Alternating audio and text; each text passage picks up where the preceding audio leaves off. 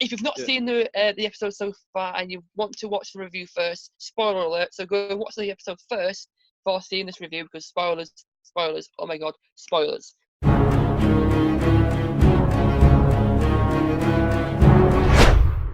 Hello everybody and welcome back to Time of Whovians United. Today we are reviewing episode 5, The Fugitive of the Judoon. As always, you are joined by me, Corey. God knows what cringy photo you're going to use, George, for me. But you know what? Hey, it's Corey again. You don't use a cringy photo for me, thank God. I know, it's only me. But you've got me, Corey, you've got George, you've got Farron. And as always, we've got another guest. So, Mr. Guest, reveal yourself. Hello, everyone. It's DoctorBlue. All right, so just very quickly, DoctorBlue, could you introduce yourself and talk a little bit about your channel? Yep, sure thing. So, like you guys, I have a Doctor Who themed YouTube channel. I make all kinds of videos, and at the moment, I'm doing a Doctor Who award ceremony video called the WhoTube Awards. Yes, we'll get straight into this. So, initial thoughts, DoctorBlue, you can lead the way. So much happened in that episode. Like, I'm still trying to wrap my head around it, to be honest. The first thing that springs to mind, Captain Jack is back. Loved seeing him again. Loved seeing the Judoon, but I did feel like they're a bit underused. And then I'm not sure about the Ruth twist, to be honest, but I'm sure we'll get into that later on. How do you feel, George? I feel like this episode feels like Doctor Who, in my opinion. Yes, agreed. Is it's fast paced because the Judo come in straight away. Obviously in the TARDIS, there's no like cringy moment. It's like straight to the point. Like, Doctor, what the heck's up with you?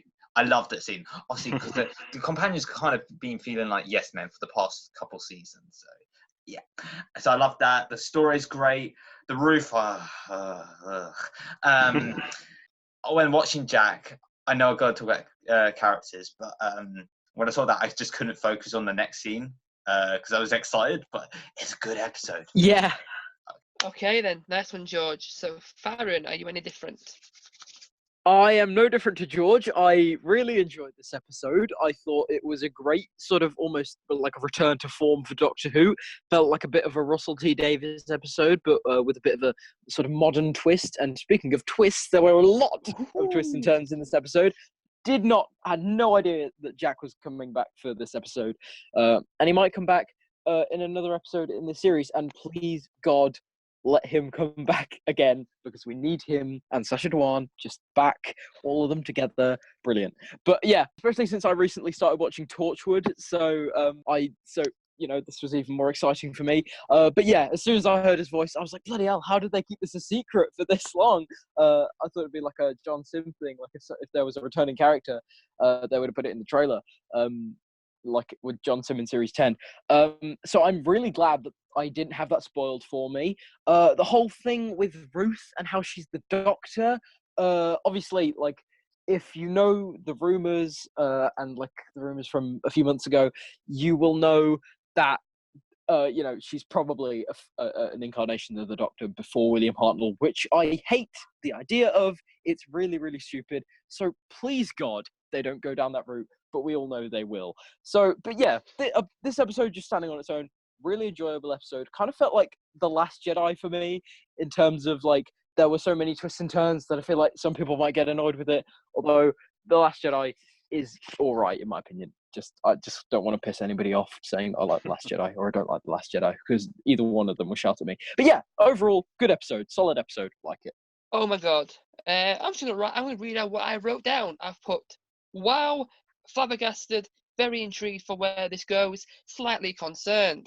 So, yes, this whole feelings in a nutshell. Just this whole episode up to the twist, I was like, oh my god, this is amazing, this is really good. And then hit the twist, and I'm like, this is probably one of the biggest things that they've done in a long time. And I'm like, this is an amazing twist, this. But considering the rumours that Farron mentioned, I'm like, I can feel there could be a bit of backlash around this if people believe the rumours and if those rumours do become true. So I'm like, this is really amazing. I really enjoyed. There's a lot of things I did enjoy. But I'm slightly concerned for the fandom, depending on how they react to this. But it all depends on how they take this and where it goes at the end of the series. The end of the series could dictate how this episode feels as a whole. But we were saying before, I really hope they go with the multiverse theory, where this is a Doctor from another universe rather than Please, a God, that'd be generation. so good. But we shall see. So really good, just concerned about where this could go, but also excited. You never know. So we'll move on to characters and villains. Dr. Blue, what do you think of the characters and villains in this episode? Well, obviously, my favourite character has got to be Captain Jack. I still Agreed. can't believe they got him back for an episode. I'm just delighted to bits with that. Would have liked to have seen a scene with him and the Doctor meeting up again, but hopefully that will come later on in the series. Ruth, I think the actress playing her did a decent job, but I don't quite see her as being the Doctor, like an incarnation of the Doctor. But maybe that's just because we've got obviously Jodie Whittaker's Doctor, who's the one that we're following along. Yeah, it's just, I don't know, a bit like you guys were saying, like, if the rumours are true with this whole thing of there being a whole bunch of Doctors before the William Hartnell Doctor, I do think that could potentially irk some people and really, it messes up the canon in a way. And I'm not sure, unless Chris Chibnall has a really good idea for that, I'm not really down for it. But the actress playing Ruth, she did a good job. The Judoon, I loved seeing them again. Nick Briggs, again, providing the voice for the Judoon. I loved hearing him. I think the companions were underused, to be honest. Like, just thinking back to the episode, once they run into Captain Jack, I swear there's like 25 minutes that goes by and you don't see them at all. From like the bit where Jack disappears again to the end of the episode, I don't think the companions are actually involved in the plot. They just sort of vanish from it. So that was a bit of a shame. But I think overall, the characters were quite good. All right, okay. George, what do you think? Please keep the comments on Yaz on the down low, because we know how you feel about Yaz. But go on then. Obviously, I'm going to save the Yaz to Farron because he gave me an interesting thing, and I want him to save that. I don't want to. Yes, leave the Yaz roasting to me. So obviously, the Ruth bit, that's a downside. I generally thought she was Rarani or another incarnation of the Master. But yeah, I don't want to talk about that. I don't like that. And if they are going to do that, I might generally stop watching. The story itself, the characters, Jodie was good. Jodie was great. I felt like the companions, I felt like there was so much going on that they thought, okay, we need to get rid of the companions somehow. Obviously, even though you're not thinking that, because Jack's back. And that's why you're not focusing on that problem. What else? It was so fast-paced, and you just had that nostalgia. I'm so glad that, like, Chinma actually did his research, or whoever, the guy who did Demons on Punjab as well, did their research on the Judoon in Smith and Jones, because obviously in other episodes they actually haven't. It's kind of like a plot hole, so I'm glad they did the research. But yeah, anyways, I'm not really thinking straight, but it was great. The villain, yo. You're a bit all over the place today, George. Like this episode. I feel like I've been on crack. God. After Okay, we'll I haven't talked about Jack. Everything's on my mind. This episode. Talk about Jack. This episode just made me. I think I lost my brain with this episode, as you can tell. Jack was great. They can't. Yeah, I'm still a bit shell shocked, actually. Yeah. Farron, wait. I know I might be eccentric. I will wait. the boy who waits.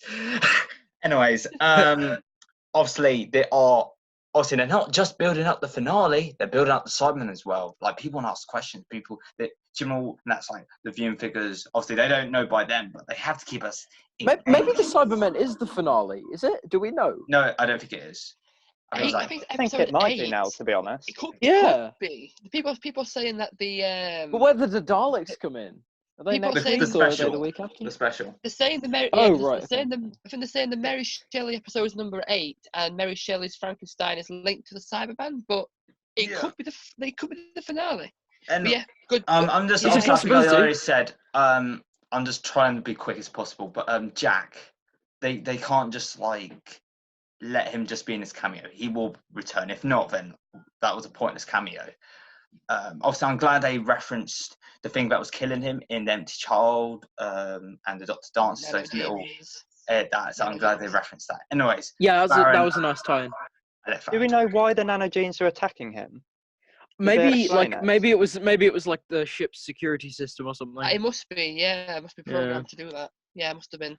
Okay then, so Farron, please try to be calm with Yaz, but your characters Okay. as villains. You know Hit us. what? I actually have something positive to say about Yaz today. She did something. The piece of paper did something. Wow! Who knew? That was the most shocking thing about the episode for me. Judoon, nah. John Barrowman, nah. The doctor, another female doctor, nah. Yaz doing something. Wow, that was so unexpected. That was the biggest twist of the episode.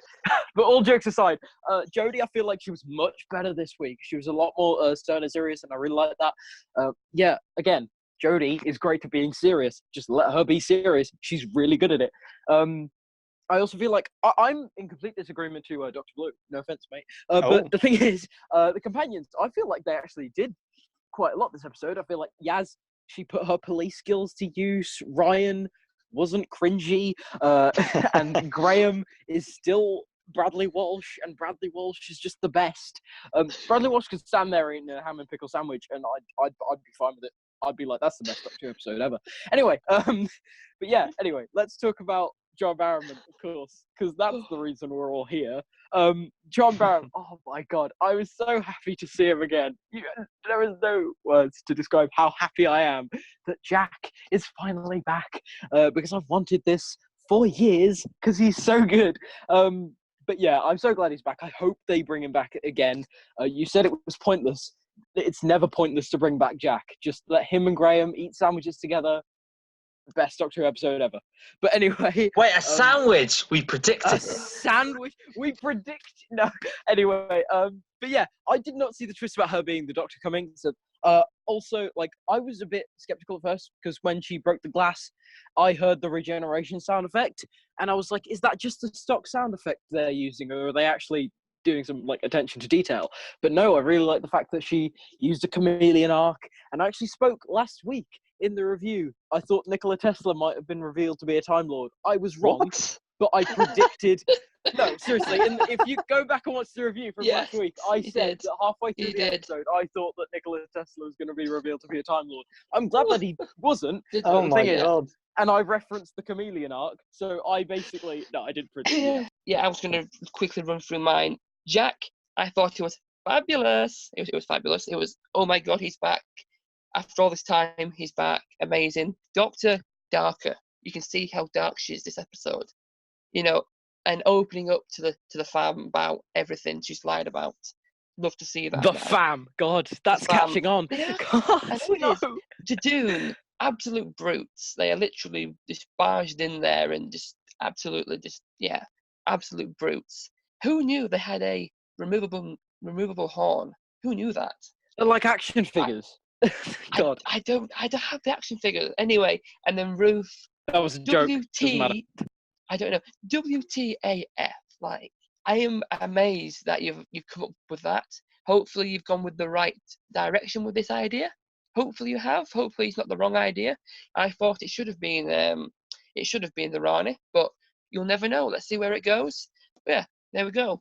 So, random section, Dr. Blue, anything else you want to add? I'm intrigued by the lone Cyberman and what that could mean in the rest of the series. And I want to know, didn't Jack mention something about the lone Cyberman would want something, and the Doctor's got don't to give make it what sure... it wants. Yeah, I really want to know what that is. What does it want? So I'm really excited for that episode.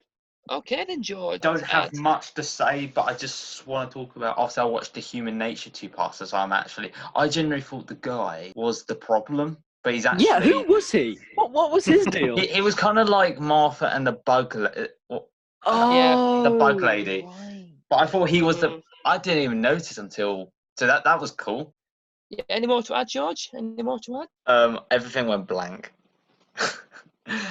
Farron, please save me. Okay, Farron, I'll try my best. Go on, have a go. Try and save him. First things first, the Judoon have upgraded their little cross things that they put on the hands. Now they got stamps. They're like, yeah, we're high tech now. Instead of the little marker pen that they had in Smith and Jones, where it was like, Oh, did they have stamps this time? Yeah, they've got stamps. Little alien stamps. I didn't even notice. Upgraded. I was like, wow.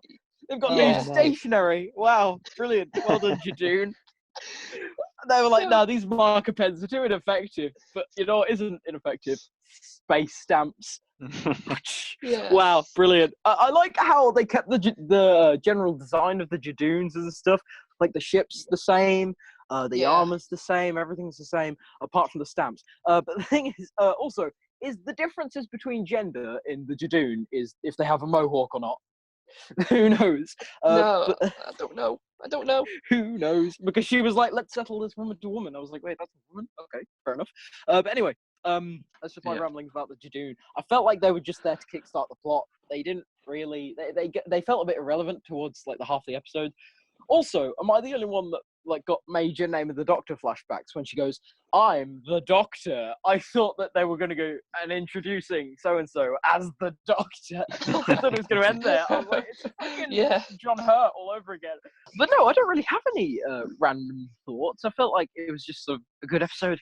Lots of twists and turns I wasn't expecting. It's good. It's a good episode. But for me, I'm pretty much the same. I'll just reiterate that. I really hope that Jack will be back. He said, "I'll see you in the future." So I hope to see Jack back in the finale or later on. And the lone Cyberman, because in the trailer there is just one Cyberman. It could just be the one repeated. So in Truth White, it's just one Cyberman. So yeah. So the one lone Cyberman. Okay, but yeah, like you guys, nothing much more to add. We pretty much said all the big beefy stuff so far. So. And it is time for our favourite part of the review. I hope it is your favourite part at home. So it's time to say, it's time for the cringe of the week. Wow, yeah, better. God. The uncoordinated cringe of the week is a whole lot better. I love that. So yeah, it's Oh, time bit thank early you. with mine, I Round think. of applause. Give us a like. Round of yeah, please so it's time give us for us to talk about subscribers. Yes, do that. It's time for us to talk about our cringy moments of this episode. So, Dr. Blue, any cringy moments you found in this episode? That's all. Beforehand, I didn't think there would be any cringy moments because normally when I watch an episode, there's no moment that would make my face scrunch up and cringe.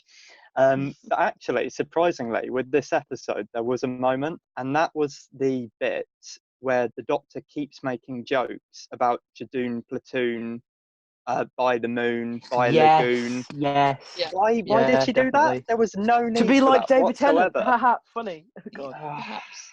Yeah, Get it? it's the fact That's she did a it David twice. Tennant that- reference. Wow. yeah, twice was Yeah. too many times for that joke. It just I shouldn't think have been so. done. Yeah, I think so. George, I don't think you saw many. I don't cringy have moments. any. All right, Farron, any cringy moments from you? Any cringy moments at all? I don't necessarily have a cringy moment, but there is one moment that I thought was quite funny. Like, it's like actually no, there were two funny moments actually.